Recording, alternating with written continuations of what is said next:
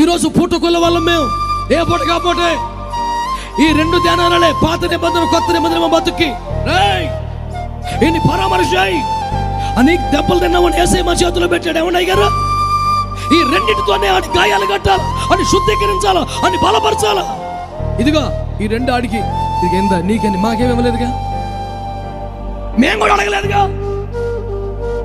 ఆడికి పెట్టిన బిస్కెట్ మొక్కలే, ఆడికి పెట్టిన రొట్టె మొక్కలే మిగిలితే తిని కడుపు మిగిల్చుకోవాలి మేము. 90% మీదేగా 10గా మాకు పడేది, దాంతోనే చావాల్సి వచ్చిందాక. ఎందుకు ఎరకెర బతుకు, ఎందుకు ఎరకొర బతుకు? ఇన్ని శుభ్రంగా తయారు చేస్తే గాయాలు కాదు మచ్చలు కూడా లేకుండా మార్చేస్తే ఒకరోజు నేసే వస్తాడు.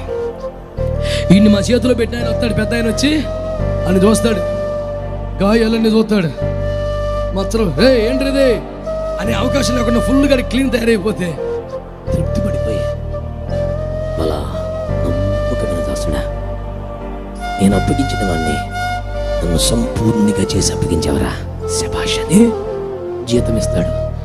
ఆ ఒక్కరోజు ఆయన ఇచ్చే ఆ జీతం కోసం ఈ బ్రతుకంతా నానా సవులు తెస్తున్నాం మేము.